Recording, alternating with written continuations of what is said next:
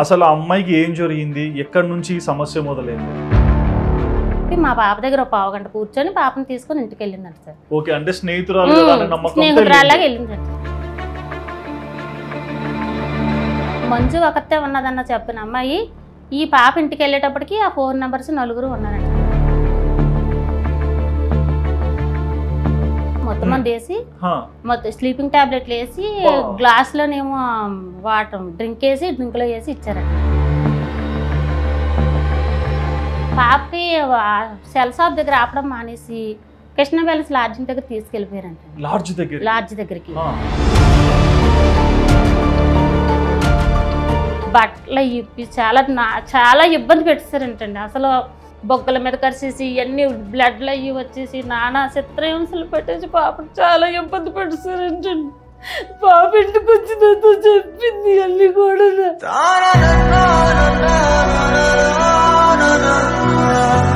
వెంటనే director police స్టేషన్కి వెళ్ళిపోయి పోలీస్ స్టేషన్లో ఆవిడే కంప్లైంట్ రాసి పెట్టింది. అమ్మాయి రాసి పెట్టింది.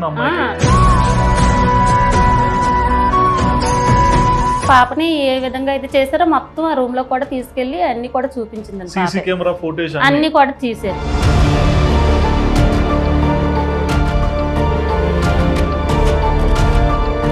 ఆడ అందులో పాపని నానా చిత్రహింసలు పెట్టడంలో బ్రీడింగ్ అది అయిపోవడంలో 1 year వరకు కూడా పాప కోలుకోలేకపోయింది.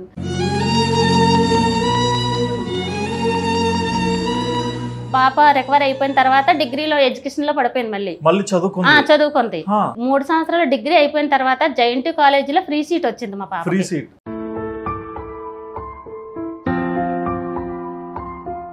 మొత్తం ఈ 5 నెంబర్స్ కూడా పాప దగ్గరికి వెళ్ళి పాప జైంట్ కాలేజీలోనే చదువుకుంది. తలుపు ఎంత కొట్టినా తలుపు తీయట్లేదు. అప్పుడు ఇలా కిటికీ మాకు డోర్ పక్కన కిటికీ ఉంటది. కిటికీ పక్క నుంచి ఇలా చూస్తే ఇంకేంటి పాప హ్యాంగింగ్ ఉందండి. ఇదేంటి నా కూతురు ఇలా ఉంది అలాగని చెప్పి వెంటనే పరిగెట్టెళ్ళి మా ఇరుగు పొరుగులు పిలిచాను. ఇలా అన్నాను అంతే. వెంటనే ఇలా వెంటనే అతి సులువుగా ఇలా వచ్చింది. నేను లేని సమయంలో మేము కేసు ఒప్పుకోలేదనేసి నా కూతుర్ని వాళ్లే వచ్చి ఉరేసి వెళ్ళిపోయారు. ఎంత దారుణంగా చేశారండి. కనీసం పాప అంత యాక్టివ్గా ఉన్న పిల్లని ఉరేసి అలా చూడబోతేప్పటికి ఇంక నాకు మతి లేదండి అసలు.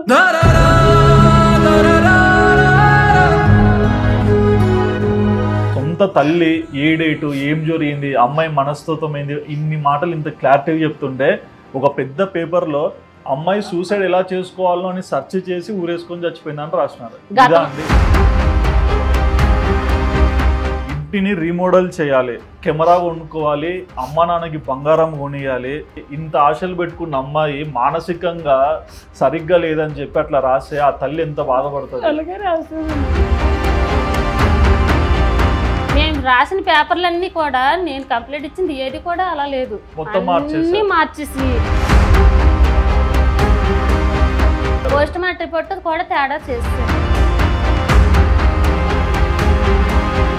అమ్మాయికి అన్యాయం అనేది ఎంత ఎత్తుందో ఆ వ్యక్తి ఆర్మీకి వెళ్ళి ఆర్మీలో దేశానికి సేవ చేస్తున్నా అంటున్నాడు చూడు, అంతకన్నా దరిద్రం ఒకటి లేదు.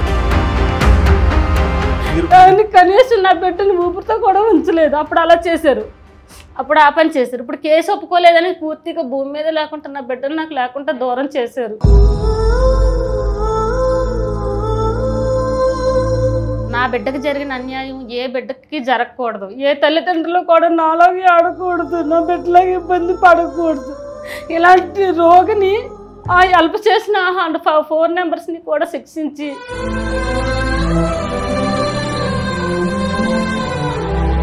పోలీస్ వాళ్ళని కూడా మీరు గట్టిగా ఏం అడగలేదా? అడిగానండి. అడిగితే వాళ్ళు ఏమంటున్నారంటే ఇంకా ప్రూఫ్లు తేవాలంట. నేను ప్రూఫ్లు తేవాలి, ఇవన్నీ ఉన్నా సరే. మా పాప చనిపోయిన పాప వచ్చి ఎస్సీ గారికి సిఏ గారికి చెప్పాలంటండి. ఏంటంటే నన్ను వాళ్లే చంపేశారు అని చెప్పాలంట పోలీసు వాళ్ళు.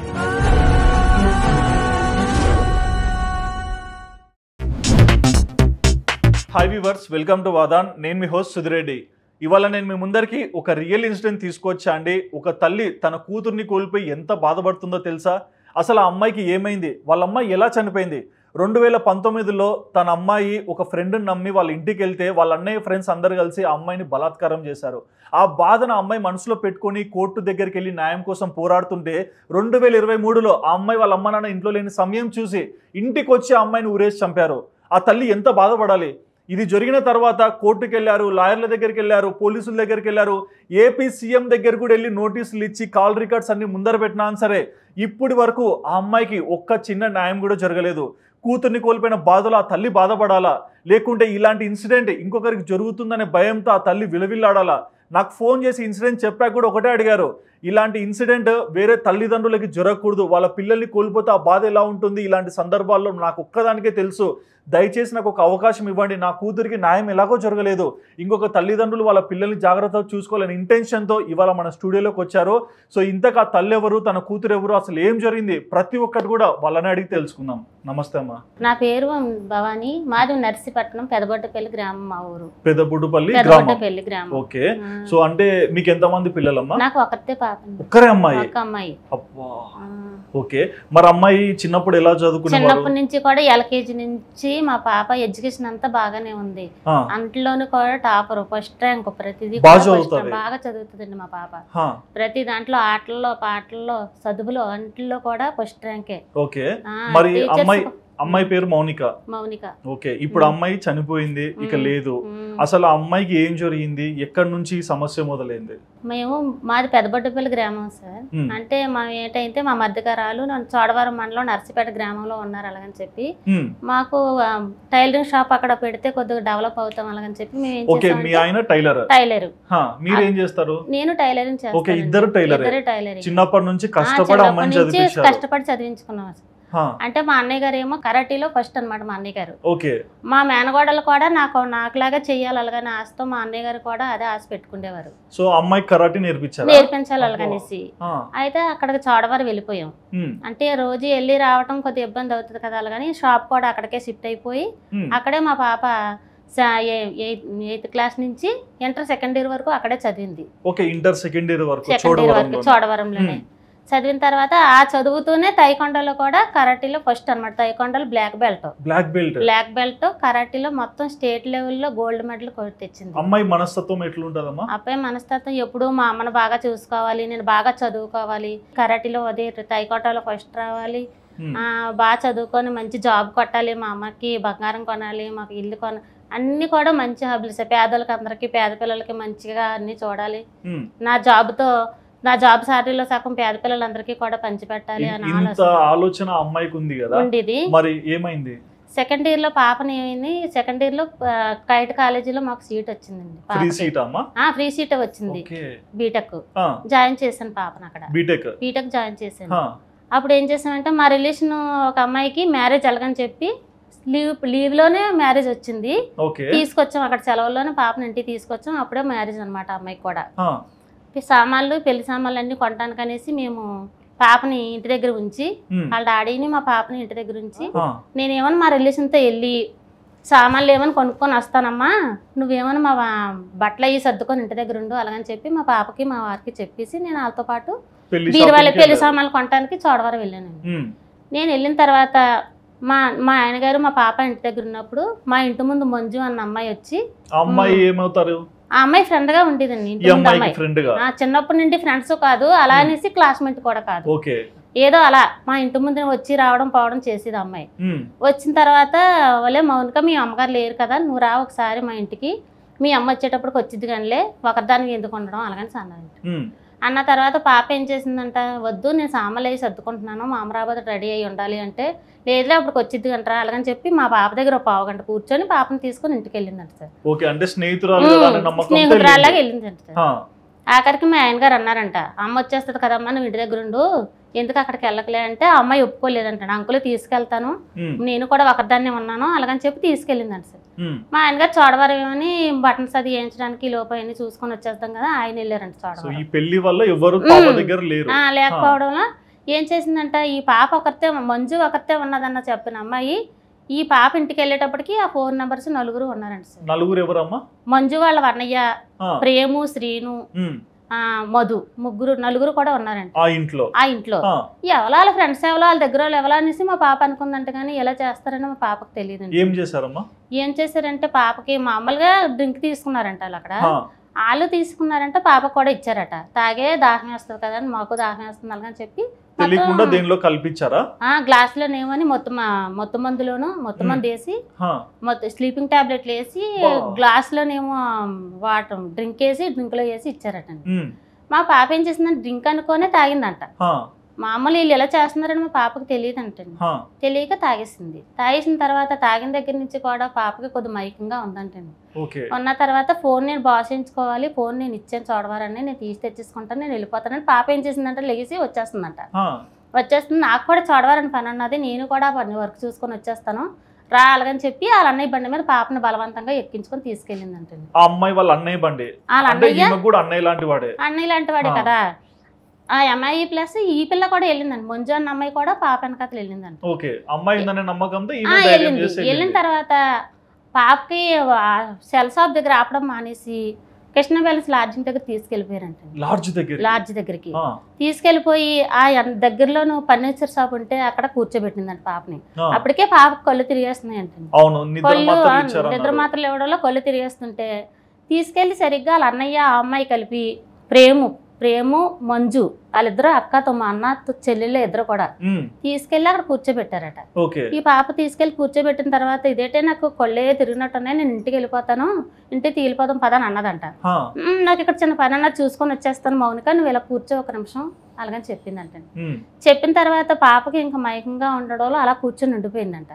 ఈ లోపు వీళ్ళు సైడ్ అయిపోయి మధు అన్నవాడు ఉన్నాడు కదా, వాళ్ళ అన్నయ్య ఫ్రెండ్స్ అనమాట మధు అన్నవాడు, ఆడు వచ్చి పాపనేమని తీసుకొని భుజం మీద తీసుకొని ఇలా వేసుకుని వెళ్తున్నాడంట. ఎవరు నువ్వు అని పాప అంత మొత్తులను కూడా ఇలా తోసేస్తుంటే ఏ లేదు ఇగో ముంజాలు ఇక్కడ ఉన్నారా తీసుకురమ్మన్నారు అలాగని చెప్పి ఆ పక్కనే లాడ్జ్ ఉంటే లాడ్జ్లోకి పాపని తీసుకొని వెళ్ళిపోయి పాపని చాలా ఇబ్బంది పెట్టేశారంట. పెట్టి పాపకు తెలుగు రాగానే అడిగిందంట. అడిగిన తర్వాత ఏటి నేను ఇక్కడ ఉన్నాను, నువ్వు ఎవరివి నువ్వేటి అని అడిగినా సరే ఏ లేదు పని ఉంది అనుకుంటే తీసుకొని లోపలికి వెళ్ళి పాపని బట్టలు ఇప్పి చాలా ఇబ్బంది పెట్టేశారంటండి. అసలు పాపనైతే ఎవరో చేయకుండా పని అలా చేసి పాపను బ్లడ్ కూడా వచ్చేసి ఇలాగ పాపను ఇబ్బంది పెట్టేసి పాపకు ఎప్పుడైతే తెలివి వచ్చిందో పాప ఎప్పుడైతే ఇవన్నీ చూసుకొని ఏటి నేను ఇక్కడ ఉన్నాను ఏటి నువ్వెవరు అనేసి పాప అప్పటికే కరాటీ అమ్మాయికి వచ్చి కదా తెలివి వచ్చింది, చిన్న తెలివి రాగానే ఈ అబ్బాయిని కొట్టి శుభ్రంగా గ్లాసులు అవి పగలగొట్టిందంట. కరాటీ వచ్చి కాబట్టి గ్లాసులు అవి పగలగొట్టి తలుపులే తన్నేస్తుందంట. ఆ పక్కన తలుపులు తీయమంటే తీయట్లేదంట. అసలు తీయకపోతే పాపని చాలా బొగ్గల మీద కరిసేసి ఇవన్నీ బ్లడ్లు అయ్యి వచ్చేసి నానా చిత్రహింసలు పెట్టేసి పాపను చాలా ఇబ్బంది పెట్టేశారంటండి. పాప ఇంటికి వచ్చినతో చెప్పింది అన్నీ కూడా, అమ్మ నన్ను ఇంత ఇబ్బంది పెట్టాడు, నన్ను చాలా నరకం చూపించాడు, ఇష్టం వచ్చినట్టు ఇక్కడ కొరిసి బొగ్గుల మీద కొరిసి ఇవన్నీ రక్తాలు బ్లడ్తో వచ్చిందండి. ఇంటికి సాయంత్రం చీకటి పడిపోయింది, నాకు తెలియకుండా వదిలేసి ఊర్లో ఎక్కడైనా పెద్ద మనుషుల దగ్గర ఎడితే ఈ ప్రాబ్లం సాల్వ్ అవుతాలని చెప్పి డైరెక్ట్గా ఆ అమ్మాయి అక్కడికి స్టేషన్కి వెళ్ళిపోయింది. వెళ్ళిపోయి అమ్మ నేను కంప్లైంట్ ఇస్తున్నాను నువ్వు రావాలని చెప్పి నాకు కాల్ చేస్తే నేను వెళ్ళాను అక్కడికి. మా వారు నేను వెళ్ళాము. ఇప్పుడు అమ్మాయి ఇంటికి ఎలా వచ్చిందమ్మా? ఇంటికి బాగా రాలేదు, ఇవన్నీ బ్లడ్ ఇవన్నీ కారేసి. ఎవరు తీసుకొచ్చారు? అమ్మాయి ఒకటి వస్తుంది, తెలివి వచ్చిందంట, తెలివి వచ్చి ఇంక పరిగెట్టి వస్తుంది అనమాట. ఆటో ఎక్కువ ఇంటికి వచ్చింది. అంటే ఒక తల్లిగా పెళ్లి షాపింగ్ కన్నా ఆనందంగా వెళ్ళారు, తండ్రి ఏమో పెళ్లి షాపింగ్ మీద బయటికి వెళ్ళారు. నైట్ నీరసంగా ఉంది, ఏమో అంత నీరసంగా ఉన్నావు అని అడిగితే ఆ సాయంత్రం నేను రాబోయేటప్పటికే పాప ఇంటి దగ్గర ఉంది, ఎప్పుడు కూడా యాక్టివ్గా ఉంటుంది అమ్మాయి, ఏమ్మా అంత నీరసంగా ఉన్నావంటే ఏ లేదమ్మా అన్నది. అదేంటమ్మా ఇవన్నీ ఎలా ఉన్నాయంటే ఏ లేదమ్మా ఏమి లేదమ్మా అంటే నాకు కానీ చెప్తే నేను అక్కడ ఏదన్నా నేనేమైనా చేసుకుంటానేమో నా ఆలోచనతో ఏం చేసింది పాప చెప్పడం మానేసి తర్వాత ఏం చేసింది వెంటనే డైరెక్టర్ పోలీస్ స్టేషన్కి వెళ్ళిపోయి పోలీస్ స్టేషన్లో ఆవిడే కంప్లీట్ రాసి పెట్టింది. అమ్మాయి రాసి పెట్టేసి పలానా వాళ్ళు ఇలా తీసుకెళ్లారు, నేను చెప్పిందంతా కూడా పాప పోలీసులు చెప్పి ఎప్పుడైతే తీసుకుని అరెస్ట్ చేశారు. వాళ్ళే అరెస్ట్ చేసిన తర్వాత ఎక్కడికైతే తీసుకెళ్లారో పాపని ఏ విధంగా అయితే చేశారో మొత్తం ఆ రూమ్ లో కూడా తీసుకెళ్లి అన్ని కూడా చూపించిందండి. అన్ని కూడా తీసారు. కానీ తీసుకెళ్లిన తర్వాత మొత్తం ఈ హెల్ప్ చేసిన నలుగురిని ఈ పాడు చేసిన అబ్బాయిని మొత్తం 5 పేర్లు కూడా చెప్పి మొత్తం చేస్తే అరెస్ట్ చేశారు. చేసి ప్రూఫ్లన్నీ చూసి అరెస్ట్ చేసి కేసు కట్టారు. ఇది చేశారు కదా, కానీ అంటే ఎదురింట్లో ఉండే అమ్మాయిని నమ్మి మీ అమ్మాయి ఎదురింట్లో ఉన్న అమ్మాయి నమ్మి అమ్మాయి చిన్నప్పటి నుంచి కాదు సార్, కాదండి మేము వెళ్ళడమే అక్కడ కొత్త 3 ఏళ్ళు అవుతుంది. 3 ఏళ్ల నుంచి అన్న కనీసము మీరేంటి ఎలాంటి జీవితము అమ్మాయి ఎలాంటి మనస్తత్వం అన్ని తెలుసు కదా, కనీసం మేము ఆ ఇంట్లోకి వెళ్ళి మేమంటే ఆ ఊరైతే వెళ్ళి అప్పటికి నా 5 సంవత్సరాలు అవుతుంది తప్ప, కానీ ఆ ఇంటి ముందుకు వెళ్ళి మాకు 1 year అవుతుందండి. 1 year ఆ అమ్మాయి గురించి మాకేం తెలియదు, కానీ ఆ అమ్మాయి వాళ్ళ అమ్మగారు చనిపోయారనేసి మా ఇంటికి రావడము, ఏదో వాళ్ళ అమ్మగారు చనిపోయారు కదా అలాగని చెప్పి మేము కూడా నేనే దగ్గరికి వెళ్ళి ఏదో సానుభూతితో ఏదో పిల్లని ఆదర్శనట్టు చేసినందుకు నాకు నా బిడ్డని పని చేశారు. ఇప్పుడు ఆ అమ్మాయికి అలా జరిగింది, ఇంటికి వచ్చి తల్లిదండ్రులకు చెప్పుకోవాలంటే ఈ రోజుల్లో చాలా సినిమాల్లో కూడా చెప్తున్నారు ఒక ఆడపిల్లని ఎలా చూడాలి, చిన్నప్పుడు స్కూల్లో ఉన్నప్పుడు ట్యూషన్కి వెళ్తే ఎవరైనా తప్పు ఎక్కడన్నా ముట్టుకున్నా అది తప్పు అని చెప్పే స్వభావం నేర్చుకుంటున్నారు. మరి మీ అమ్మాయి తనకు జరిగిన ఇబ్బంది మీకు చెప్పుకుంటున్నప్పుడు ఒక తల్లిగా ఎంతో నమ్మి ఆ అమ్మాయి చేతిలో పెట్టి వెళ్ళింటారు కదా, మరి ఆ రోజు ఏం చేశారు మీరు? నమ్మకమే కదా, పోన్లే మన పాపలాడితే కదా, తల్లి చనిపోయింది కదా, పోన్లే ఏదో తల్లి బాధ మర్చిపోతుంది అనుకున్నాను తప్ప, కానీ నా పిల్లని ఇంత దారుణంగా చిత్రహింసలు పెట్టి నా పిల్లని ఇలా వేరే వాళ్ళకి అప్పచెప్పి పాడు చేస్తుంది అన్న ఆలోచన నాకు రాలేదండి. మరి అమ్మాయి ఇంటికి వెళ్ళి అడగలేదు? అడిగామండి, పాప కూడా వెళ్ళి ఫ్రెండ్లీగా ఉన్నాను, మీ అన్నయ్య నేను అన్నయ్యే కదా అన్నాను, అన్నయ్య అన్నవాడు నన్ను ఎలా చేశాడు, నన్ను తీసుకెళ్ళినంత నిన్ను తీసుకెళ్ళి ఆడి దగ్గర పెట్టచ్చు కదా అలాగని కూడా నాకు మా పాప నేను కూడా అడిగాను. అడిగితే అప్పుడు కూడా మా మీద రివర్స్ అయితే మా పాప కూడా ఒప్పుకోలేదు. వెంటనే స్టేషన్కి వెళ్ళాం కదా, స్టేషన్లో కంప్లైంట్ ఇచ్చిన తర్వాత పెద్ద మనుషులు వచ్చి అన్నారు, అమ్మ స్టేషన్లో కంప్లైంట్ ఉంది, ఇంటి మీద గొడవలకు అయ్యి ఆడుకోకూడదు, ఇంక వద్దు అమ్మ అలాగనేసి వాళ్ళు తీసుకొని వచ్చేసారండి ఇంటికి మమ్మల్ని. మీ అమ్మాయి కరాటీలో ఫస్ట్ అంట్లో కూడా స్టేట్ లెవెల్లో గోల్డ్ మెడల్ కొట్టింది సార్. ప్రతి దాంట్లో కూడా మా పాప చిన్నపిల్లప్పటి నుంచి నా చేతి నుంచి అరటి దెబ్బ నేను కొట్టలేదు, ఎందుకంటే మా పాప ఏ తప్పుగా మాటలు కూడా తప్పుగా ఆడేది కాదు. ఎడ్యుకేషన్లోనైనా ఇంట్లోనైనా సరే మాకు అత్తగారు లేదు కదా, అత్తగారు లేని లోటు నా బిడ్డే నాకు తీర్చిది. ప్రతి విషయంలో కూడా ఇంట్లో ఏదైనా సరే ఆవిడ చెప్పడం మేము వినడం ఇంట్లో అలా చూసుకుని అంత తెలివైన పిల్ల అలాంటి పిల్లని ఎంత ఇబ్బంది పెట్టారు మీరు చూసుకోవచ్చండి. ఆ అమ్మాయి కరాటీలో మెడల్స్ వస్తే పేపర్లో కూడా అమ్మాయి గురించి రాస్తున్నారంటే తనలో ఎంత టాలెంట్ ఉంటుంది. ఇట్లాంటి అమ్మాయిని ఇలా చేస్తున్నారు.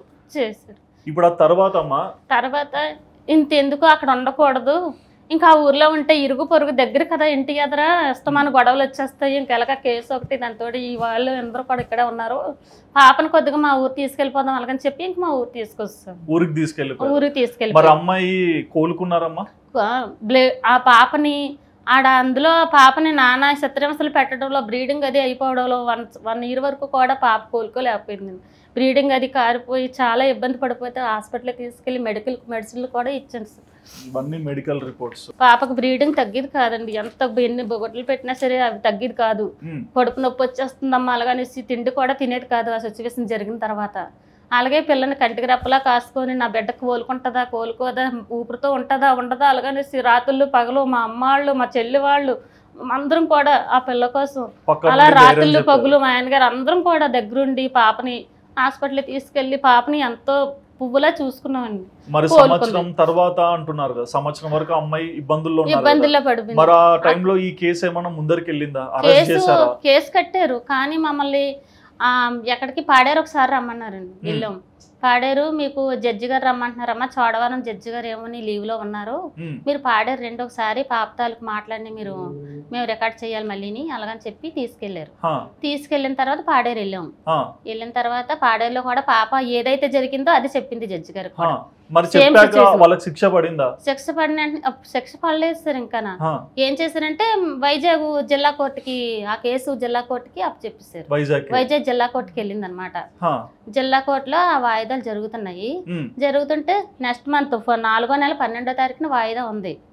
మా మధ్య గారు వాళ్ళ దగ్గరికి వెళ్ళి ప్రెసిడెంట్ ఆ ఊరు ప్రెసిడెంట్లతో కూడా కేసు రాజీకి రమ్మనండి అలాగనేసి వాళ్ళకు చచ్చిపోక ముందు సార్ పాడు చేసిన కేసు కదా పెట్టాము. అప్పుడు పాడు చేసిన కేసు మేము పెట్టాం కదా, ఆ కేసు రాజీ తీసుకోమన్నారు. అప్పుడు నలుగురిని పెట్టడం మానేసి ఒకళ్ళే పెట్టారు. అందులో ఒకరి మీద కేసు ఫైల్ అయ్యింది.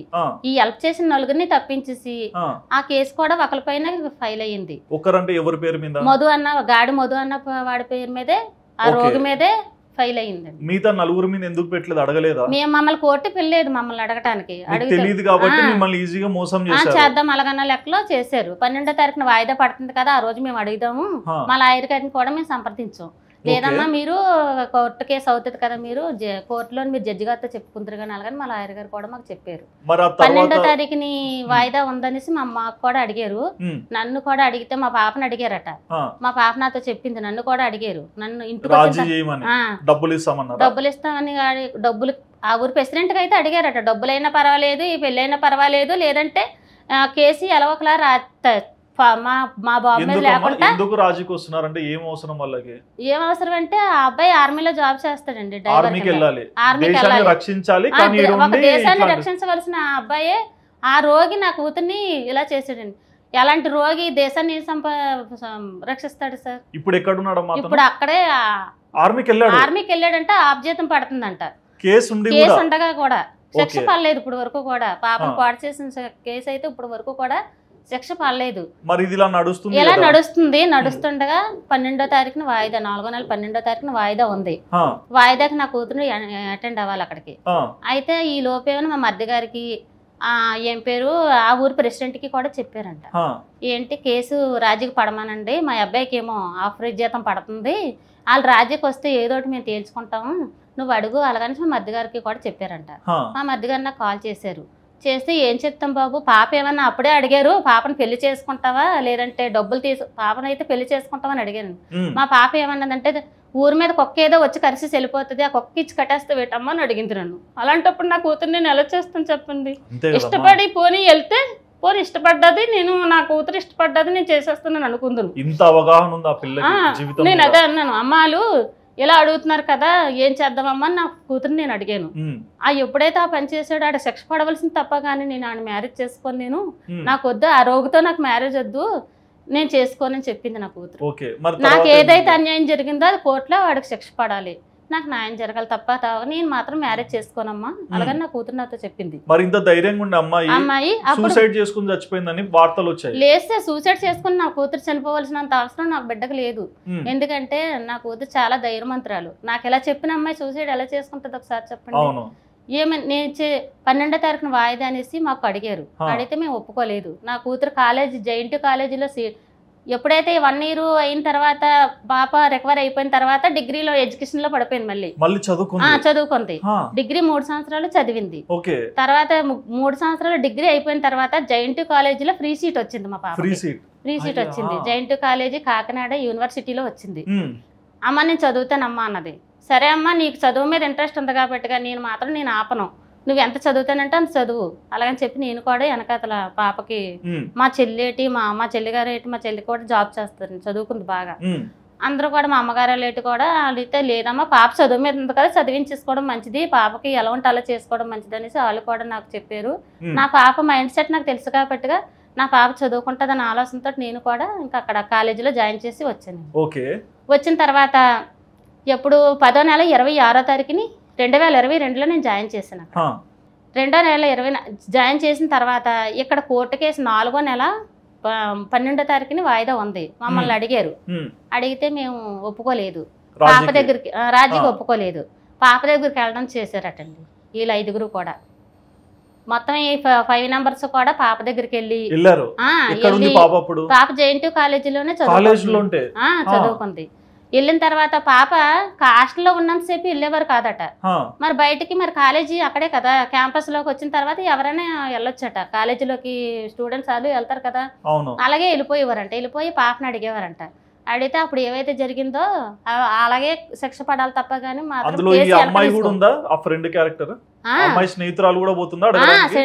ఫ్రెండ్ మొత్తం వాళ్ళ అన్నయ్య వీళ్ళు 3 కూడా వెళ్ళేవారంటండి. 3లో వెళ్ళిన తర్వాత ఒక రోజు ఏమని వాళ్ళ ఫ్రెండ్ చూసారట పాపను బెదిరించినట్టు. ఏటి మౌనికని ఎందుకు వాళ్ళు ఎవరో వచ్చి డిస్టర్బ్ చేస్తున్నారు అక్కడ, ఒక అబ్బాయి వచ్చి డిస్టర్బ్ చేస్తున్నాడో మౌనిక ఏమైనా అబ్బాయిని చూసి పరిగెట్టేమని క్యాంపస్లోకి హాస్టల్లోకి పరిగెట్టి వెళ్ళిపోయింది అనేసి వాళ్ళు కూడా చెప్పారంట. మీకు తెలియదు అంతవరకు? నా కూతురు కూడా నాకు చెప్పిందండి. ఓకే. ఇంక వెంటనే నేను తీసుకొస్తాను ఇంటికి. ఎప్పుడు జనవరి 30వ తారీఖున ఇంటికి తీసుకొస్తాను. అంటే నన్ను అడిగారు కదా అక్కడికి కూడా వెళ్తున్నారు, ఏమో నా కూతుర్ని ఏం చేస్తారో అలా అని చెప్పి నేను చేశాను. ఇంక ఇంటికి తీసుకొచ్చాను. చదువు మాటకెళ్ళమ్మా, చదువు ఇప్పుడు కాదు తర్వాత ఇబ్బంది అవుతుంది, చదువు మామూలుగా రాసుకుంది కానీ మామూలు దీంట్లో కట్టుకొని రాసుకుంది కానీ అమ్మ వచ్చియు అలాగని చెప్పి ఇంటికి తీసుకొచ్చాను. తీసుకొచ్చేసిన తర్వాత మమ్మల్ని అడిగితే మేము ఒప్పుకోలేదు, మా పాపని అడిగితే మా పాప ఒప్పుకోలేదనేసి ఆ కేసు మేము వెనక్కి తీసుకోలేదనేసి నేను బజార్కి వెళ్ళాను. మా వారేమో టైలరింగ్ షాప్కి వెళ్ళిపోయారు. పాప అప్పుడు యాక్టివ్గా ఉంటుంది. 3వ నెల 18వ తారీఖు 2023. అయితే నేను మా వారు కూడా నేనేమో బజార్కి వెళ్ళాను, మా వారేమో షాప్కి వెళ్ళిపోయారు. అమ్మ ఉదయం అని ఆవిడే వంట చేసింది. శివ పూజ అంటే చాలా ఇష్టం. ఆవిడే శివుడికి దీపం అది పెట్టుకొని వదిలేసి అన్ని శుభ్రాలు అవి చేసుకొని అన్ని బాగా యాక్టివ్గా నేను అంత దూరం వెళ్ళేసరికి ఎదురొచ్చి అమ్మ నువ్వు త్వరగా వచ్చి అయితే నువ్వు వచ్చా కర్రీ వండుతాను నేను అలాగని చెప్పి నా పాప నాకు ఎంత చెప్పింది సార్. తీరా నేను వెళ్ళి కాయగూరలు అవి తీసుకొని 1 అవర్ 1 గంటన్నర అయింది, 1 గంట పావు అయింది అంతే, ఎక్కువ కూడా ఉండలేదు. 1 గంటన్నర అవుతుంది. 10 గంటలకు వెళ్ళాను, 11:30 కల్లా వచ్చాను. వచ్చేటప్పటికి అమ్మ కూరగాయలు అయ్యి తీయమ్మా అలాగని చెప్పి నేను చెప్తున్నాను. మాకు ఒక స్వీటీ ఉందండి, చిన్న స్వీటీ కుక్క పిల్ల. అయితే అది ఊరుగా ఇటు అటు పరిగెలేడేస్తుంది. పరిగెలేడేసిన తర్వాత అలా అక్క కనిపించలేదు, పైన ఉంది, నాకు చెప్తుంది అనమాట. వెంటనే పరిగెట్టెళ్ళి ఏం చేశాను, కిటికీలోని చూస్తే అమ్మ తలుపు కొడుతుంటే డోర్ ఓపెన్ అవ్వట్లేదు, పాప పడుకుంది కావాలి అయితే అలాగని చెప్పి చూస్తే తలుపు ఎంత కొట్టినా తలుపు తీయట్లేదు. అప్పుడు ఇలా కిటికీ మాకు డోర్ పక్కన కిటికీ ఉంటుంది, కిటికీ పక్క నుంచి ఇలా చూస్తే ఇంకేంటి పాప హ్యాంగింగ్ ఉందండి. ఇదేంటి నా కూతురు ఇలా ఉంది అలాగని చెప్పి వెంటనే పరిగెట్టెళ్ళి మా ఇరుగు పొరుగులు పిలిచాను. పిలిస్తే వాళ్ళు కూడా వచ్చారు లోపలికి. పరిగెట్టి వచ్చేవని వెంటనే వాళ్ళు ఇంకా బయటనే ఉన్నారు, నేను లోపల పరిగెట్టి వెళ్ళిపోయి ఇలా అన్నాను అంతే అండి. వెంటనే ఇలా వెంటనే అతి సులువుగా ఇలా వచ్చింది. ఉరి వేసుకున్న వాళ్ళు పాపకి ఎలా ఉంటారు, గట్టిగా బిగుసుకుంటారు కదా, బిగుసుకోలేదు.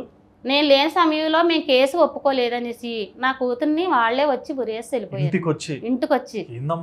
ఎంత దారుణంగా చేశారండి. కనీసం పాప అంత యాక్టివ్గా ఉన్న పిల్లని ఉరేసి అలా చూడబోతేప్పటికి ఇంక నాకు మతి లేదండి. అసలు మతి లేక చూసుకుంటే నా కూతురు ఎంతో ఘోరాలుగా పెంచుకుంది నా పిల్లని. కనీసం కిందని కాలాడితే ఎక్కడ మట్టంటే పోతుంది చూసుకుని పిల్ల అలాగుండిపోతే ఇప్పటికి నాకు అసలు మతి లేదు. వెంటనే ఇలా పట్టుకపోతే అది సులువుగా వస్తుంది. వచ్చేసిన తర్వాత వెంటనే పోలీసులకి మరి ఎవరు చెప్పారు తెలియదు, వచ్చి అంబులెన్స్ అది వస్తే పాప చనిపోయిందమ్మా అని చనిపోతే అప్పుడు పోలీసు వాళ్ళు వచ్చారు. వచ్చిన తర్వాత ముందు జరిగిందంతా చెప్పి వాటి తాలూకు రిపోర్ట్స్ ఇచ్చాను. పాపని ఇలా కాలేజీలో పెళ్ళి ఇబ్బంది పెట్టారు అన్నీ చెప్తే, అమ్మ నీ కూతురికి జరిగిన అన్యాయానికి మేము న్యాయం చేస్తాం అలాగని చెప్పి పాపను తీసుకొని వెళ్ళిపోయారండి పోస్ట్ మార్టంకి. కానీ ఒక క్వశ్చన్ అడుగుతామ్మా, అంటే యాక్చువల్గా అమ్మాయి ఊరేసుకొని చచ్చిపోయారని మీడియాలో ఏమో ఒక న్యూస్ పేపర్లు అండి సొంత తల్లి ఏ డేటు ఏం జరిగింది అమ్మాయి మనస్తత్వం ఏంది ఇన్ని మాటలు ఇంత క్లారిటీగా చెప్తుంటే ఒక పెద్ద పేపర్లో అమ్మాయి సూసైడ్ ఎలా చేసుకోవాలో అని సెర్చ్ చేసి ఊరేసుకొని చచ్చిపోయిందని రాసినారు. గతంలో ఒక మానసిక పరిస్థితి వల్ల పాప డిప్రెషన్ లోకి వెళ్ళిపోయి వేసేసుకుందని పెట్టారండి. ఏందమ్మా అసలు న్యాయం చేస్తానన్న పోలీసు వాళ్ళే నా బిడ్డకు అలా వాళ్ళు అన్యాయం చేశారు. న్యాయం చేస్తారని నా బిడ్డ నా చేతిలో పెట్టిన వాళ్ళు కూడా నాకు ఏదో అన్యాయం అయ్యింది సార్. అలా రాసి పెట్టారు. నా బిడ్డకు జరిగింది కూడా చెప్పాను. ఎవరు కూడా మా మీద ఎవరు కూడా శత్రువులు లేరు. నా బిడ్డకైతే మాకు శత్రువులు అయితే ఉన్న వాళ్ళే చంపేసి వెళ్ళిపోయారని ఆ రోజు కూడా చెప్పాను. నేను కంప్లీట్ కూడా అలాగే రాసి పెడితే మేము రాసిన పేపర్లన్నీ కూడా నేను కంప్లీట్ ఇచ్చింది ఏది కూడా అలా లేదు, అన్ని మార్చేసి నా పాప మీద అన్ని తప్పుగా వాళ్ళ మీద అన్ని కూడా మానసికంగా ఇబ్బంది పడుతుంది అన్నట్టుగా పెట్టేశారు సార్. ఇది అమ్మాయి డైరీ వాళ్ళ అమ్మగారు ఇచ్చారండి. దీంట్లో ఒక లైన్ చూసాను నేను, అమ్మాయికి డ్రాయింగ్ ఇష్టమా, ఐఎమ్ థింకింగ్ పాజిటివ్లీ అంటే అమ్మాయి మనసు కూడా పాజిటివ్ ఉంది. అట్లాంటి అమ్మాయి మానసికంగా గూగుల్లో సెర్చ్ చేసి చనిపోయిందని ఒక పేపర్లో రాస్తే ఏందండి ఇంకా ఎప్పుడండి ఈ న్యూస్ పేపర్లో చదివి లాభం ఏముంది అసలు.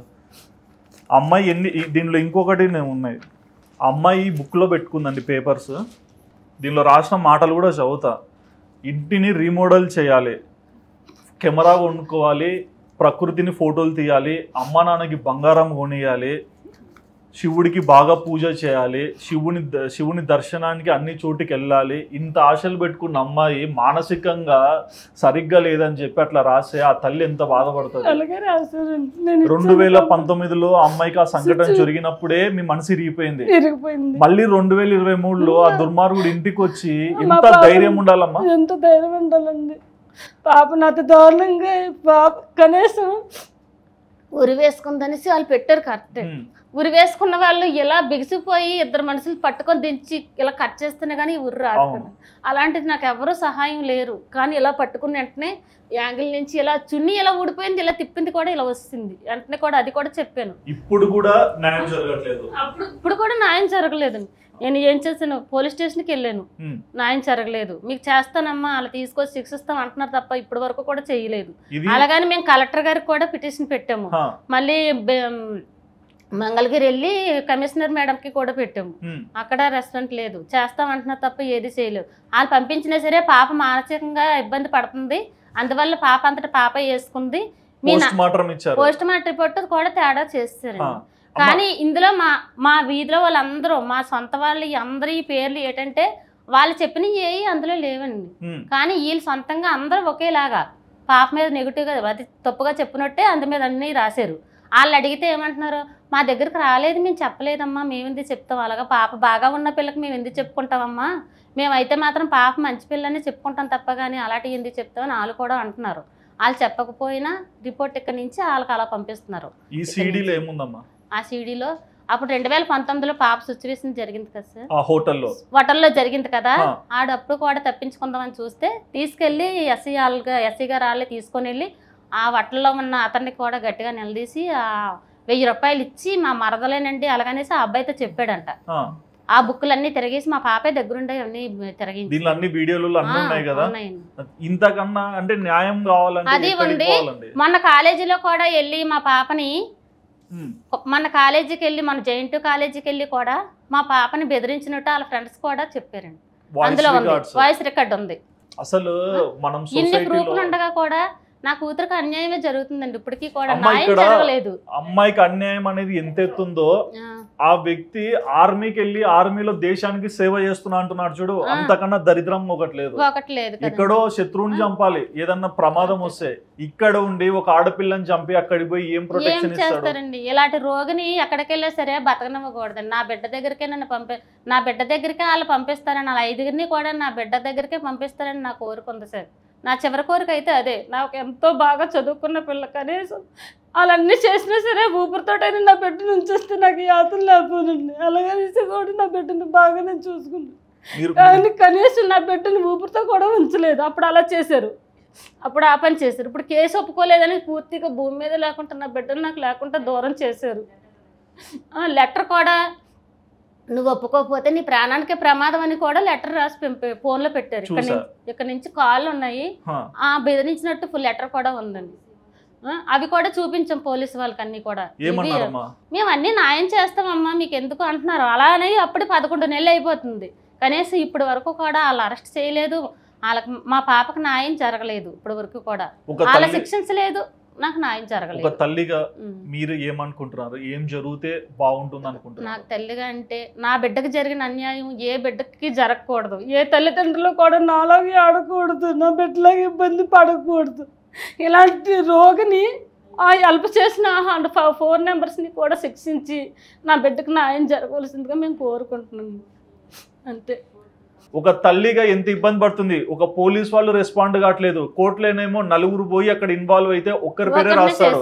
ఆ ఒక్కడే పోయి మళ్ళీ ఆర్మీలో ఉద్యోగం సగమైనా కాదమ్మా. అసలు ఎట్లా తిరుగుతాడు చెప్పండి. ఇక్కడ ఒక ఆడపిల్లని ఇక్కడ శుభ్రంగా చూసి ఒక కన్న తల్లి లాంటి, ఒక అక్క చెల్లి లాంటి బిడ్డ ఆర్మీ అంటే చాలా గౌరవం. ఆర్మీ వాళ్ళు చూస్తే చేయెత్తి దండం పెడతారు ప్రతి ఒక్కరు కూడా. అలాంటి ఆర్మీలో చేసిన వ్యక్తి ఒక ఆడపిల్లని ఎంత దారుణంగా చేశాడంటే ఫోటో కూడా ఉన్నదండి. ఉందమ్మా, నేను చూపిస్తాను. అదండి మా పాప. ఇవి అమ్మాయి ఫోటోలు అండి, మీకు డిస్ప్లేలో కనిపిస్తుంటాయి. ఇతను వచ్చేసి ఆ అమ్మాయిని ఆర్మీలో వెళ్ళిన వ్యక్తి. ఆ అమ్మాయి వాళ్ళ ఫ్రెండ్ ఈ అమ్మాయి వాళ్ళ ఇంటికి తీసుకెళ్ళింది, వాళ్ళ అన్నయ్య ఈయన వచ్చేసి ఈ అమ్మాయి వాళ్ళ అన్నయ్య, వీళ్ళిద్దరు ఇంట్లో మత్తు మంది ఇచ్చి ఈ అబ్బాయికి అప్పచెప్తే వీడు హోటల్కి తీసుకెళ్లి ఏదో చేస్తే అసలు ఆ తల్లి ఆ పిల్ల మొత్తం ఇంటికి వీళ్ళిద్దరూ ఇంకొక వచ్చినాక ఇద్దరు ఉన్నారండి, నలుగురు కలిపి శ్రీను సురేష్ కరాటీలో ఉన్న కరాటీలో ఫోటోలో ఫస్ట్ అమ్మాయి, ప్రతిదీ కూడా నా కూతురు ఫస్ట్ నుంచి మీ కూడా అమ్మాయి చనిపోయిన మా అమ్మాయి తిన్నది అలా చూస్తానని ఏ రోజు కూడా అనుకోలేదండి నేను. నా బిడ్డని బాగా మంచి స్థాయిలో ఉంటుంది. పుట్టిన దగ్గర నుంచి కూడా అమ్మాయి వల్ల మాకు ఏ లోటు లేదండి. ఎంతో తెలివైన పిల్లండి, చాలా తెలివైన పిల్ల. కనీసం నేను అనుకుంటేదాన్ని నాకు ఆస్తి అంతస్తు వద్దు, భగవంతుడు నాకు శుభ్రం మంచి బిడ్డనిచ్చాడని ఎన్నో దేవుళ్ళకి మొక్కుకుండేదాన్ని. ఇంత జరుగుతుంది కదా, పోలీస్ వాళ్ళని కూడా మీరు గట్టిగా ఏం అడగలేదా? అడిగానండి. అడిగితే వాళ్ళు ఏమంటున్నారంటే ఇంకా ప్రూఫ్లు తేవాలంట. నేను ప్రూఫ్లు తేవాలి, ఇవన్నీ ఉన్నా సరే ఇంకా అమ్మాయి వెళ్ళి జడ్జి దగ్గర చెప్పింది, లాయర్ దగ్గర చెప్పింది, పోలీసు వాళ్ళకి చెప్పింది కదమ్మా. అమ్మాయి ఉన్నప్పుడు దాని కేసు అవుతుందండి. అప్పుడు ఇంకా ఇప్పటికి కూడా మాకు ఒక్కసారి కూడా పెళ్ళలేదు దానికి కూడా. ఇప్పుడు చనిపోయిన తర్వాత కూడా ఇవన్నీ ఇచ్చినా సరే ఇంకా కావాలంట. మా పాప చనిపోయిన పాప వచ్చి ఎస్సీ గారికి సిఏ గారికి చెప్పాలంటండి. ఏంటంటే నన్ను వాళ్ళే చంపేశారు అని చెప్పాలంట పోలీసు వాళ్ళకి. చెప్తే అప్పుడు వాళ్ళ మీద కేసు తీసుకుంటారంట. అసలు ఇట్లాంటి దానికి మనం ఏం చెప్తాము? ఒక సొసైటీలో న్యాయం కోసం అంటే న్యాయం ఉంది కదా, న్యాయం పరంగా పోవాలంటారు. మరి కోర్టు పరంగా వెళ్తే ఆ తల్లికి జరిగిన న్యాయం ఏంటి అంటే? ఆంధ్రాలో సీఎం కి కూడా మీరు లెటర్ రాశారు, అది కూడా నేను చూసాను. సీఎం గారికి లెటర్ ఏంటండి, కాల్ రికార్డ్ కూడా పంపించాను. పంపిస్తే నీకు న్యాయం చేస్తానమ్మా, మీ పాప జరిగిన అన్యాయానికి న్యాయం చేస్తాను, వాళ్ళకి శిక్ష పడేలా చేసే బాధ్యత నాదే అని కూడా అట్నుంచి చెప్పారు.